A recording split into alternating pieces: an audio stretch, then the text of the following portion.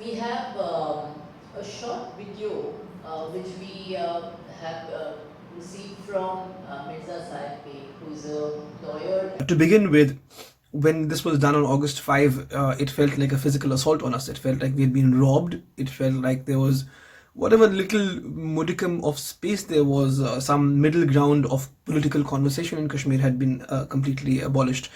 But it's important to mention that what India has destroyed in Kashmir right now is not the struggle of the Kashmiris that has continued despite all kinds of assault for the last 72 years. What India has destroyed is its own representation in Kashmir, which was through the mainstream governments of PDP, NC, the other governments that believed in some kind of autonomy within India. It's also important to understand that there is no political group that has ever spoken about merger with India, and Kashmiris have never had a merger with India. We have at best had an accession with India.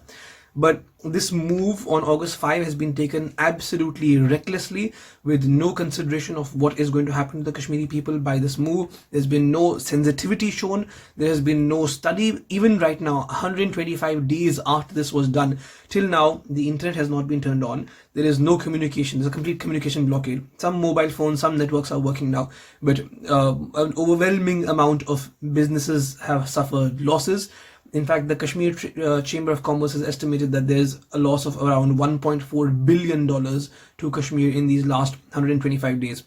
There have been arbitrary arrests, detentions, as the report that is being discussed today will elaborate. But I want to discuss some points of some rhetoric that has been used, that has been sold to Indian people about this move, such as this idea that you're trying to build a one nation structure, that until now Kashmir was not a part of this one nation and now you will build that. To begin with, you have to understand that this is being done against the consent of the Kashmiri people. And if you are trying to create a one nation structure which denies us political participation, it denies us equal rights, then we are within our rights to annihilate that structure, to oppose that structure, to demolish it. And if your dreams of unification are only achieved by sacrificing our dreams of independence, autonomy, sovereignty, then it is not a one nation structure that you are creating. It is only being forced by militarization, and it can only be called an occupation.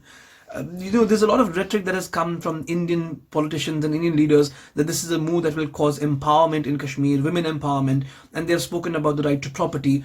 They've spoken about LGBTQ rights. They've spoken about how this is going to bring about development in Kashmir, and every single one of these arguments is absolutely it's wrong in law, it's wrong in fact. On the point of women's empowerment, that this is going to give right of property to women who marry non-Kashmiri men. It's absolutely wrong, because in 2002 the Jammu and Kashmir High Court has already passed a judgment saying that any Kashmiri woman who marries a non-Kashmiri man does not lose her right to property.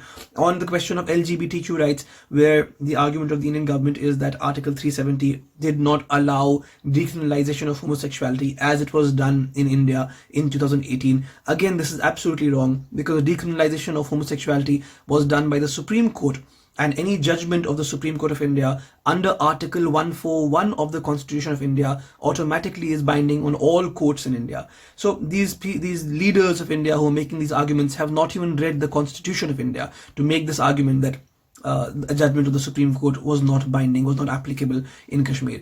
There is a 1995 judgment of Jankar Singh which has specifically held that if any section of the Indian Penal Code is struck down or held unconstitutional by the Supreme Court of India, any section of the Ranbir Penal Code in Kashmir, which is in pari materia with the section of the Indian Penal Code that was struck down, that section of Ranbir Penal Code also automatically gets struck down. So, or at best, if there's a doubt that homosexuality is still criminalized in Kashmir, these activists or these politicians could just move the Jammu and Kashmir High Court to pass an order to that effect, because the moment the Supreme Court of India has done it, it's applicable, it's binding on the Jammu and Kashmir High Court also. So this argument is absolutely wrong, and it's so ironical that the BJP is taking the stand. It's so ironical that as a nation where your army chief comes forward and says that homosexuality is a disease and they will not tolerate it in the army, that nation is trying to teach the Kashmiris that they will liberate LGBTQ Kashmiris by imposing more restrictions on them. a nation that believes in subjugation of Kashmiris, that believes that Kashmiris are some sort of regressive Islamized extreme people, who believe in oppression of rights of women and minorities. You've just bought into this narrative. All of you as Indians have accepted this, and there's no protest, there's no resistance coming from Indian society against what is being done in your name in Kashmir. And that's the most shameful, the most disappointing part about this.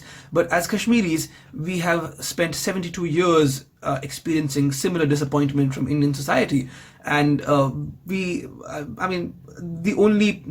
only loss that has happened by this move is to India itself, because India has killed whatever little base it had in Kashmir through Kashmiri representatives who believed in accession, or who believed in working with India.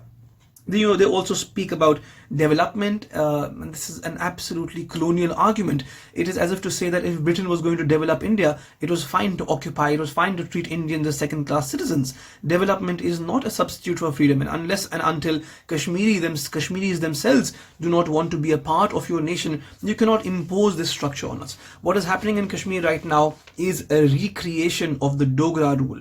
The Dogra rule in Kashmir was the most vicious, the most oppressive of all rules. We have been ruled by the Afghans, we have been ruled by the Mughals, we have been ruled by the Sikhs, we have been ruled by multiple people of different ethnicities and religions. But the Dogra rule is one where it was an absolute Hindu state that had been created, far more militant and far more dangerous than the Hindu state that the BJP is trying to create today.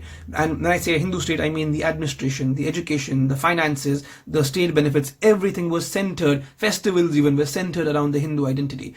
Going as far as, the Maharaja once believed, Maharaja Ranjit Singh, he believed that his father's soul had reincarnated itself in the form of a fish.